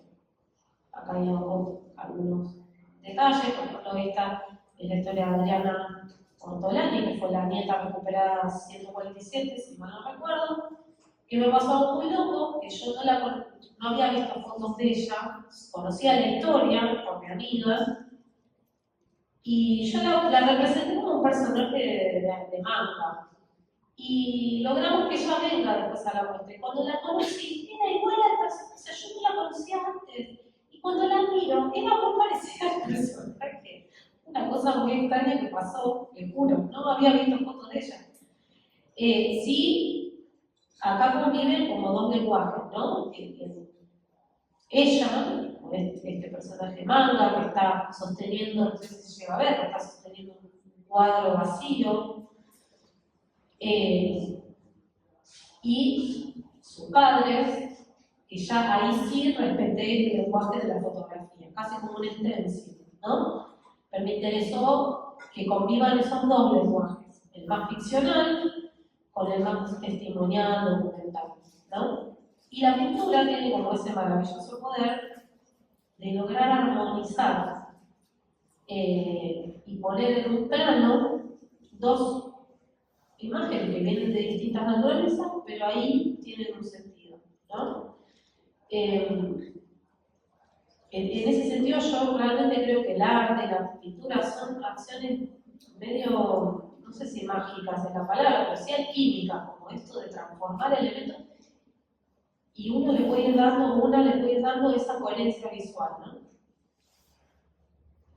Bueno, esta fue otra obra que hice. Yo no suelo hacer instalaciones, pero esta vuelta dije, che, quiero copar el espacio, quiero hacer algo distinto. Y me invitaron en la Universidad de La Plata, en un centro de arte. Dije, bueno, yo quiero trabajar el tema de la cautiva, así capricho, quiero trabajar el tema de la cautiva. Me puse a leer todo lo que había, literatura, trabajé con una gran amiga y curadora que es Belén Coluccio, que ya es también así muy apasionada de los temas nacionales. Empezamos a leer mucho y digo, ¿cómo hago yo para hacer una muestra de la cautiva con todo lo que se ha escrito sobre eso, la cantidad de cuadros que hay sobre eso? ¿Cómo encontrar para hacer algo diferente? ¿No? Entonces en ese momento hice un taller con Marina de Caro, que es una artista, colega, amiga, y me dijo que yo estaba siempre queriendo representar un personaje femenino, y me dice, no, acá el personaje femenino está por omisión, acá el tema es el desierto. O sea, entonces dije, buenísimo, voy a pintar un telón, como si fuese un gran telón escenográfico de teatro, del desierto, un desierto inventado. Territorio. Entonces yo tenía un taller muy chiquito y digo, ¿cómo hago para meter un pintar un desierto? Este taller de 4x4, mi hijo era muy chiquito encima. Yo tenía tipo 3 horas, que eran las horas de niñera, y digo, bueno, 3 horas yo tengo que ir pintando parte de un desierto. O sea, imagínense el delirio que digo, esto que hablaba de la convicción, tenés que estar convencido de lo que vas a hacer. Si yo tengo que hacer en estas 3 horas que tengo de niñera, tengo que ir avanzando con este telón gigante, porque este telón terminó midiendo 15 metros, una cosa así. En un taller así chiquito. Entonces ahí se pone toda la exposición, todo el capricho, toda la convicción, todo lo que tenés que agarrarte, porque obviamente que era más fácil para mí dormir una siesta a que estar luchando con esta tela gigante. Pero lo hice, no importa si salió bien, si salió mal, si fue mucha gente, no importa. Algo de todo ese deseo que yo tenía en la cabeza, trabajar en este tema, y papá lo hice, no importa. Y ahí quedó el desierto. También me interesaba la cuestión de pensar la historia, y sobre todo la historia de la masacre del desierto, y las sucesivas campañas del desierto que hubo, y toda esa justificación política que hubo para masacrar a los pueblos originarios y todo, como un gran teatro fundacional de nuestra historia, ¿no? Y entonces este telón tenía que ver con eso, ¿no? O sea, toda nuestra historia está armada en una gran fantasía, más que fantasía, ¿no? Como una gran puesta en escena de lo que debería ser la nación, ¿no? Y bueno, y ahí pusimos el telón y aparecieron las cautivas, pero aparecieron a través de elementos como las trenzas, ¿no? Y yo dije, me fui al 11 y encontré que venden unas trenzas larguísimas de colores para todo lo que es gente que se disfraza de cosplay, y dije, esto me viene perfecto, ¿no? Entonces, eso, ¿cómo va? Es como un rompecabezas armar una muestra. Vas encontrando cositas que le van dando el sentido, y bueno, ahí quedaron esas trenzas colgadas de distintos colores. Pusimos estos almohadones para que la gente también se pudiera tirar a leer, porque nosotras en la muestra proyectamos también un video, no sé si se llega a ver muy bien, pero donde yo aparecía leyendo pasajes de toda la literatura gauchesca, o también literatura más contemporánea que volvieron sobre el personaje de la cautiva, María Moreno. Entonces fue como una gran lectura, y esto, ¿no? Que aparecía yo leyendo como un fantasma, como una cosa que iba, venía por la tela, ¿no? Y yo también pensé que es pintura esto también, ¿no? Que sea un audiovisual, lo tomaba como pintura también, ¿no? Y ahí estaban todos acostados, como un momento muy lindo porque se pudo como habitar la pintura. Yo quizás soy más de pintura bidimensional y entonces la gente, la relación que tiene con mirarla de frente, acá como que no, está muy tirado alrededor del telón, ¿no? Bueno, después les traje como obras de otras épocas, donde esta serie se llama Feminillas, Interiores, que bueno, son cuadros que la verdad me sirvieron para vender, no les voy a mentir. O sea, tuvieron como, sí, por supuesto, tuvieron toda una investigación y demás, pero también hay, como decía Leo, que bueno, los artistas también estamos en el mercado del arte, y hay obras que funcionan más para el mercado, y obras que funcionan menos o no. Y estas funcionaron bien, me vino bárbaro, o sea, estuvo bueno, tenía un colorido, no sé, había como algo en las imágenes que llamaban la atención. Y son imágenes donde yo meto también así, ¿no? Como referencias a la historia de la pintura, interiores, estos personajes medio, no sé, superheroínas, que yo, muy ligado también al mundo del manga. Estábamos muy también cebadas nosotras en este mundo del feminismo, entonces todo era como, un poco nos sentíamos así. Y después también, acá hay otras pinturas de esa serie. A mí, como yo estudié historia del arte, me quedó muy en la retina, hablando de la retina, me quedaron muchas imágenes de cuando yo rendía los finales en la UBA, que eran, no había tablets, y vos tenías que ir con una carpeta con las obras en blanco y negro, recortadas, como un collage, y tenían que hablar de ese periodo. Entonces, hay algo de eso del recorte, de la foto, cuando yo iba a rendir mis finales, que me queda, que después lo llevé a la pintura. O sea, hay algo de esa operación que después la llevé a la pintura, ¿no? Bien. Bueno, esta fue una muestra, se llamó Con mi mami. Yo les voy a contar lo que pasó. Cuando yo hice la muestra de Vita, recibí mucho hate porque se me acusaba de haber tomado justamente imágenes y haberlas copiado. Entonces se me acusó en su momento de que esta piba hace plagio, no es original lo que hace, es una chorra, bueno, después de ahí se derivaron otros términos. Y bueno, fue como un momento muy extraño, porque yo digo, mirá vos, ¿no? Un artista, como que vas por los pasillos de la facultad, te formás, después tenés tu tallercito, empezás a pintar, te invitan a una muestra, haces una muestra, de repente terminas un día hateada, todos los diarios, saliendo polémica, porque esta piba copia, y bueno, entonces el episodio sí fue muy violento, no estuvo bueno, y hoy día ya, digo, es más común de lo que creemos el tema de la violencia digital, ¿no? Pero en su momento, que fue en el 2021, estábamos en pandemia, y fue como muy fuerte para mí, digo, que uno va a veces con las mejores intenciones, hacer la obra, investigar, y de repente lo que te vuelve es algo que es un bajón, o sea, digo, en el sentido de que te vuelve una respuesta a un público que te pincha la ingenuidad, o que quizás les causó algo, una imagen que les causó algo, como un rechazo. Bueno, igualmente no era la imagen lo que había causado este hateo, sino todo lo que había alrededor de la imagen, ¿no? Hacerla vista con un personaje manga, con feminista, bueno, tenía todos los condimentos. Pero me hizo pensar en, todavía el tema de la copia, evidentemente es un tema que no está resuelto, que nosotros creemos que ya está superado, que todos agarramos imágenes de otro lado, las resignificamos, las sacamos de contexto.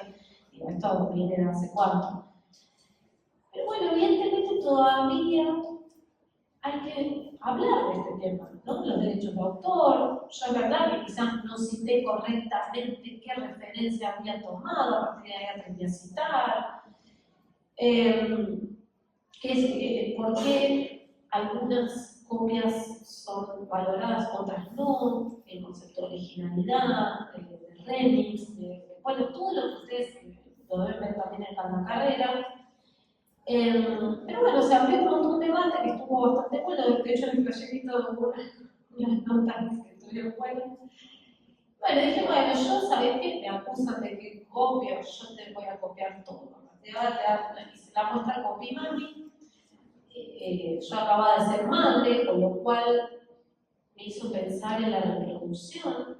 Digo, mi hijo tiene rasgos míos, del padre, o sea, todo, de repente yo veía copias de todo. No había que no. Pero bueno, de repente. Claro, digo, todo es una copia, todo es una copia.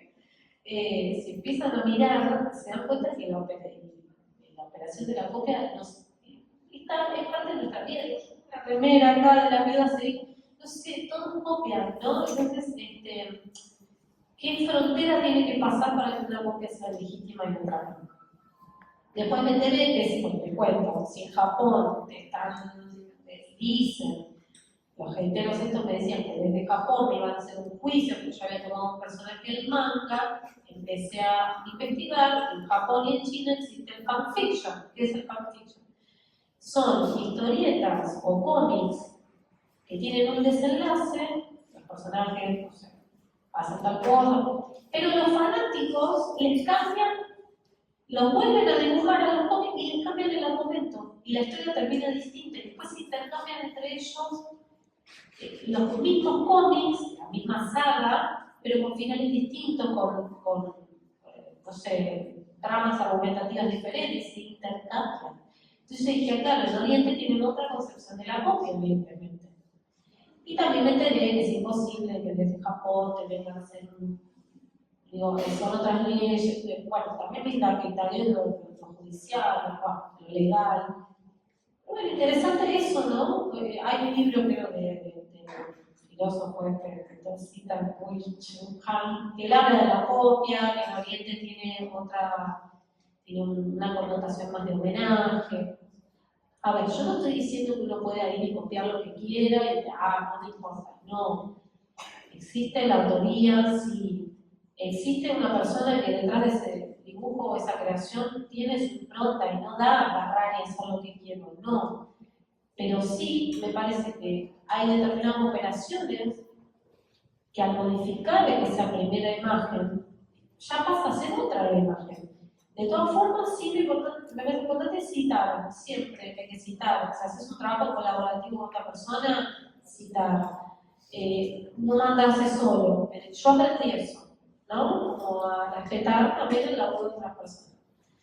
Pero bueno, esta muestra con mi mami eran autorretratos en donde yo tenía mi ropa como pedacitos, pins, parches, imágenes, fragmentos de todo el universo musical, pictórico que me había formado, toda la cultura que a mí me había formado en los momentos. Yo era muy de haber bandas, después tuve bandas. Entonces, todo eso es parte de una, ¿no? Como de uno, todo ese recorrido cultural que uno tuvo a lo largo de su vida es parte, y después se va a filtrar en tu obra también, ¿no? Entonces tenía que ver un poco con eso. Después jugué con esto de tomar personajes de la historia del arte, que también, por ejemplo, acá la duquesa de Alba de Goya la toma Rosalía en uno de sus videoclips y yo la vuelvo a pintar, ¿no? Como, ¿qué va pasando con ese mismo ícono o esa misma imagen? Bueno, creo que la presentación la traje hasta acá, pero les quería mostrar, ¿dónde habrá quedado de la página? Les quería mostrar algunos otros trabajos chiquitos que me habían quedado ahí. Me inspiraste, Leo, que mostraste acciones callejeras, y bueno, también les quería compartir acciones que hice hace un tiempo con una amiga, que hicimos una monumenta,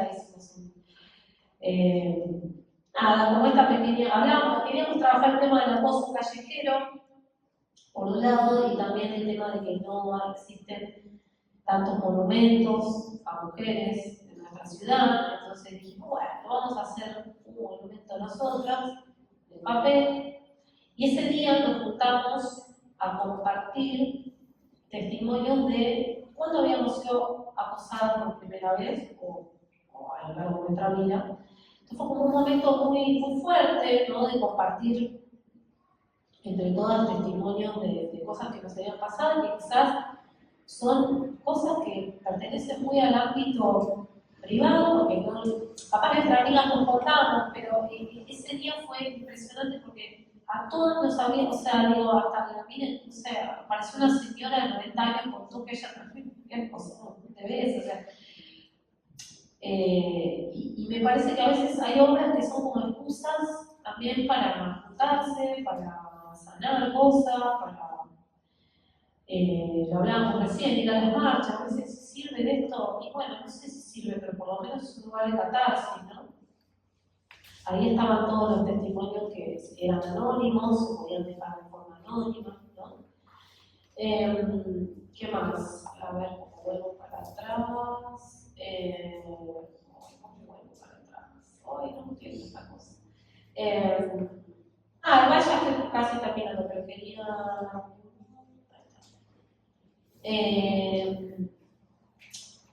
Esta acción también, cuando fue lo de la copia que les conté, me invitaron los chicos de revista Jennifer a hacer una acción en Arteba, que fue, yo invitaba a la gente a copiar mis dibujos. Entonces venían, los copiaban con carbónicos, y cada dibujo era distinto. O sea, por más que existiera la copia, cada dibujo era diferente. Cada uno tenía un trazo distinto, presionaba el lápiz de una forma, a algunos se les iba la línea. Andamos por acá, Leo, una. Ahí estás, mira. Está convertida Leo. Y fue re lindo, ¿viste? Porque también era como, bueno, todo el drama de la copia. Y la pasamos re bien, nos re divertimos, después hicimos una subasta, con dibujos, todo, de línea. Pero son cosas, ¿viste? Como que a veces está bueno desdramatizar, ¿viste? Algunas cosas. Ahí estaban los dibujos. Bueno, yo casi que no. A ver si tengo las cerámicas que vos me. Esta es la última muestra que hice, que se llama Desveladeros, que tiene que ver con esto que les conté de la vuelta del mundo de la cita. Este es un bosteo, por ejemplo. La chica la está posteando. No sé si le pasó alguna, pero está bueno. No, bueno, acá esta muestra también clave sobre el erotismo, la sexualidad, las culturas, el amor en la vejez. Bueno, acá la chica escroleando y qué sé yo. Acá están estas cerámicas, yo nunca había hecho cerámica y dije, yo me voy a divertir un rato más tarde, iba a unos talleres de cerámica divinos con todas las señoras. Digo, como está bueno animarse a trabajar con otros materiales, aunque sea imperfecto, que no quede bien, no importa, ¿viste? Obviamente está bueno aprender una técnica, una disciplina y saber hacerlo. No digo que hay que hacer todo así nomás, digo que a veces uno cree, no, me va a salir mal, y bueno, no sé, ¿viste? Quizás descubrís como facetas tuyas que no habías pensado. Bueno, creo que hasta ahí, no me quiero extender mucho. Bueno, a ver, espera. Bueno, la de Vita, porque yo en realidad les mostré una solita, pero ves, nacieron los banderines. Esta, por ejemplo, se llama Alazuna, que fue un. Les quiero mostrar algo que quizás no interesa. Esta se llama Delegada Censista. Yo había leído un libro donde contaba que Vita había convocado a mujeres para que sean censistas porque hasta ese momento las mujeres no estaban censadas, no se sabía muy bien. Entonces, empieza a convocar mujeres a esta tarea política y les dice, ahora que vos vas a ser delegada censista, tu vida va a ser esto. O sea, la política va a atravesar tu vida, ¿no? Vas a tener más tiempo. Y ellas sí, bueno. Ahora, no había imágenes de las censistas. No había, yo no encontraba documentos, no había fotos, digo, bueno, me pongo a ver una película que se llama Cristo Vence, se la recomiendo, está muy buena, cuenta el golpe del 55, cómo se gestó.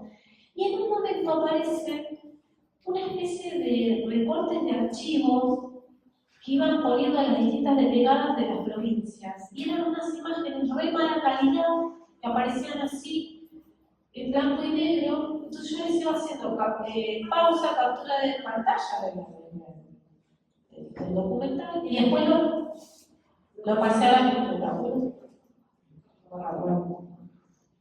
Entonces digo, una imagen puede partir de ahí, ¿no? De un estilo, de un video que viste y después lo traducís a la pintura. Y así logré armar esta obra, por ejemplo, ¿no?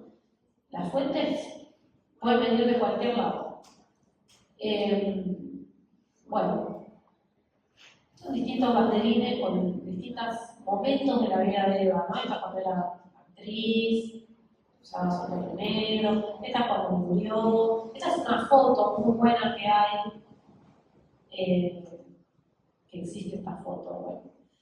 Y así con un montón de escenas, ¿no? Algunas son más muy conocidas, otras no tanto. Y no sé, puedo mostrar, a mí me interesa mucho la vida cotidiana, la vida doméstica, como fuente también para mis obras. Entonces, esta serie tiene que ver cuando yo fui mamá.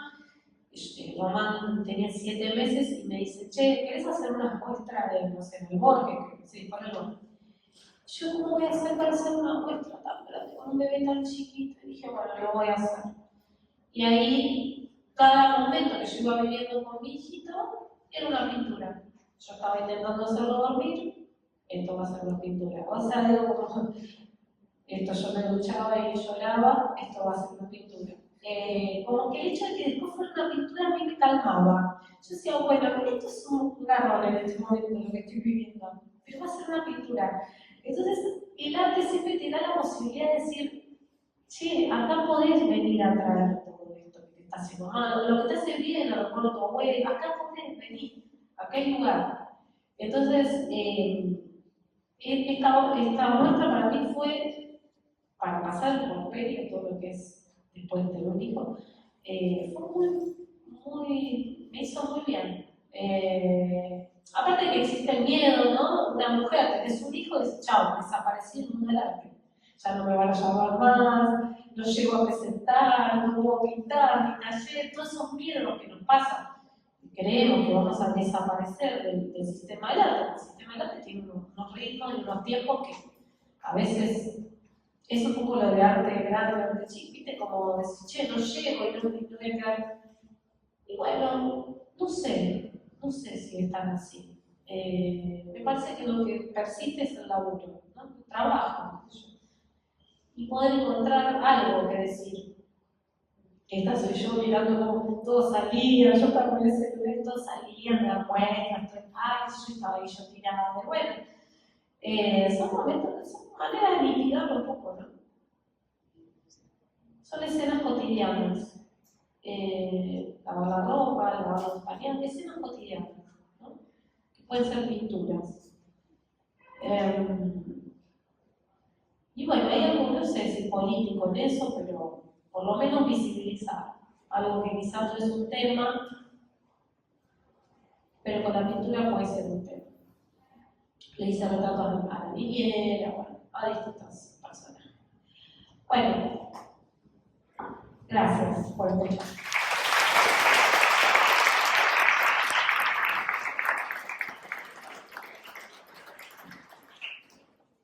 Bueno, gracias, Fátima.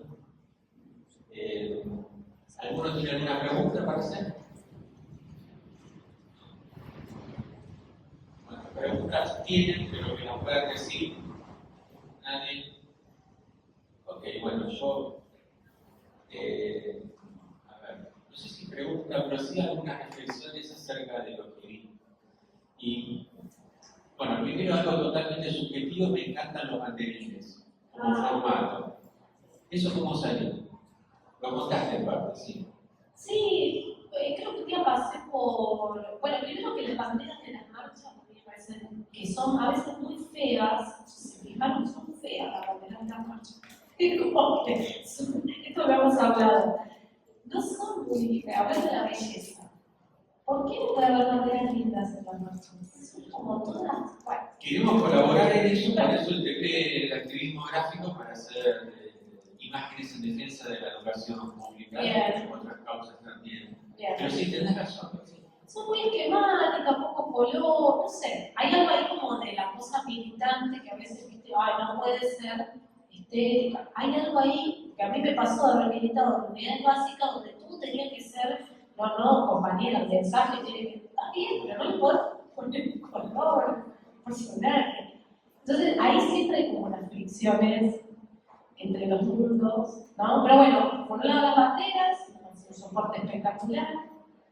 Esto igual el arte va tomado, hay muchos artistas que han tomado banderas. Y después los banderines, porque una vez pasé por estos puestos de diarios que venden de Maradona, de Independiente, como de equipos, y me pareció un formato hermoso. Bueno, qué importante es estar atento, ¿no? Y creo que en tu obra hay algo que se emparenta con la ilustración, que es lo siguiente. Hay temas que a vos te son relevantes. O sea, no es que vos trabajás sobre la forma y ya. El tema es el punto de partida para generar una imagen. Y esa imagen tiene un lenguaje que has ido construyendo. Hay unas constantes en tu lenguaje y lo que va cambiando son los temas. Y las cosas que vos querés representar, que son fruto de tu atención del mundo, ¿no? Como que tenés ojos grandes en todo sentido, te diría, ¿no? Una gran visión en la cual te estás dedicando como a subrayar, ¿no? Como si fueras caminando y vas subrayando cosas y después las representás a tu forma. Totalmente, sí, me han dicho lo de los ojos.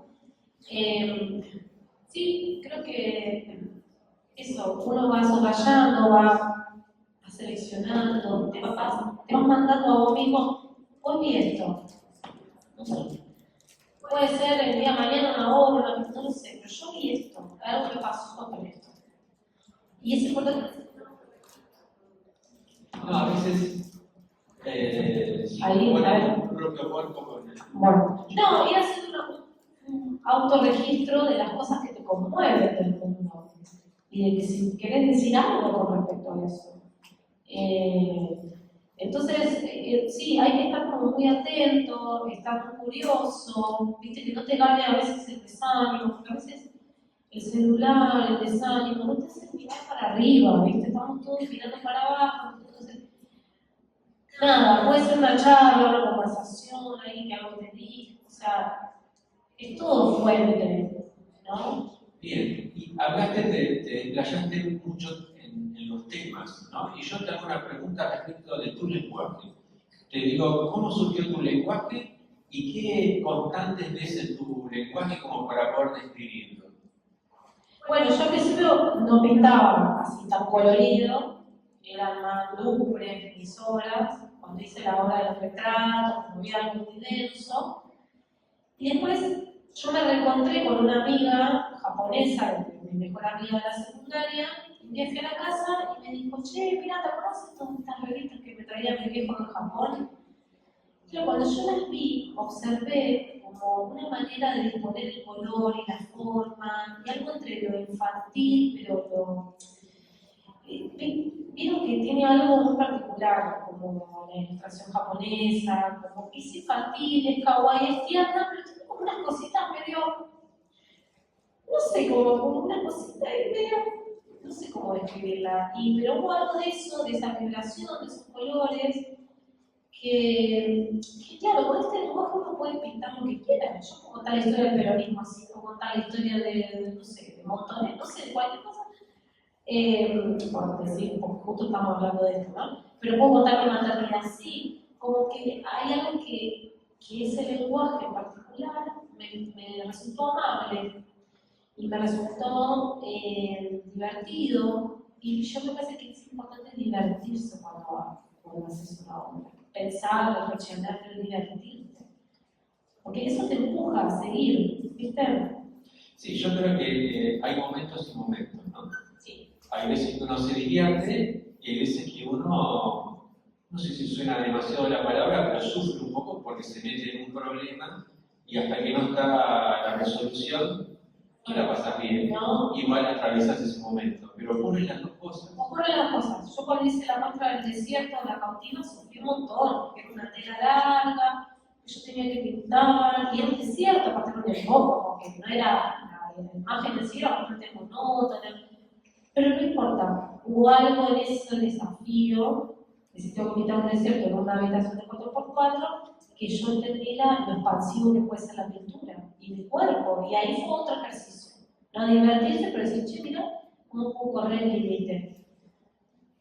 Bien, y respecto de tu lenguaje, evidentemente vos no sentís que se te agota, sentís que con ese lenguaje, vinculando con los diferentes temas, podés hacer eso una y mil veces. Una y mil veces. Ahora quiero hacer una obra que lleva mucho trabajo de preproducción, que es, quiero saber en qué sueñan, qué ilusiones tienen los trabajadores. El chabón que está limpiando la calle, un barrendero. Che, ¿cuál es tu fantasía? ¿Qué te gustaría estar haciendo la limpieza? ¿Qué haces?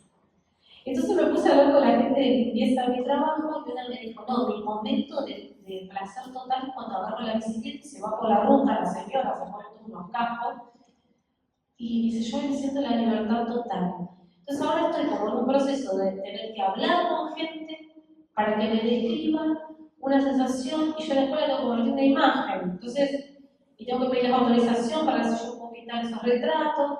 Y bueno, ahora estoy como empezando esta obra que no sé qué va a pasar, pero lo que el lenguaje me permite hasta poder, no sé, hacer una obra de estas características. Bueno, ahora, qué trabajo hermoso que tenés, que es darle imágenes a esas cosas que en principio no las tienen, ¿no? Sí, que en principio no están, hay que armarlas, hay que crearlas y te tienes que valer de un montón de elementos para que eso exista, ¿no? Por eso lleva investigación, lleva a hablar, lleva a diseñar, dibujar, probar, y bueno. Como esas imágenes que citaste de la historia que no tienen registro, entonces vos las inventás. Exactamente. Así es. Bueno, y esto, para cerrar, es un comentario nomás, hablaste mucho de la copia, Sí. en lo cual transitaste la copia deshonesta, la copia para aprender, la copia como ejercicio frecuente dentro del arte, Sí. muy frecuente, mucho más de lo que se supone, y también esa lectura en cuanto a que uno no inventa del todo, sino construye a través de lo ya hecho. Sí. Y en eso hay también un ejercicio de copia en algún sentido, Sí. como que siempre estamos copiando y siempre estamos versionando algo que tiene una existencia previa. Sí, yo además lo observé cuando mi hijo estaba aprendiendo a hablar y a caminar, que se aprende así, se aprende copiando un sonido, lo repetís, se aprende repitiendo un movimiento, y no sabes muy bien qué estás haciendo, después va a tener un sentido eso. Pero yo observaba mucho eso, ese primer año de romano, que era todo por copia, imitación. Digo, bueno, así aprendimos a dibujar, así aprendimos cómo a pensar, a tantas cosas, a cantar, ¿no? Y siempre se parte desde sonidos, imágenes, cosas que, viste, son abstractas en una primera impresión, ¿no? De hecho, creo que, no sé en qué parte del mundo, los chicos aprenden violín, aprenden solo imitando el movimiento. No importa que la nota no salga, ellos tienen que lograr que el movimiento sea lo que esté bien hecho, y después llega como a la nota. Entonces me hizo pensar un montón, sí, de la copia, sí. Es buenísimo lo que decís, porque de otra forma suena como una montaña inalcanzable, ¿no? Aprender violín, ¿cómo empezás? ¿Por dónde? ¿Por qué camino? ¿Por qué piedra? Sin embargo, así yo me animaría. Bueno, Bueno, Fátima, muchas gracias. Gracias.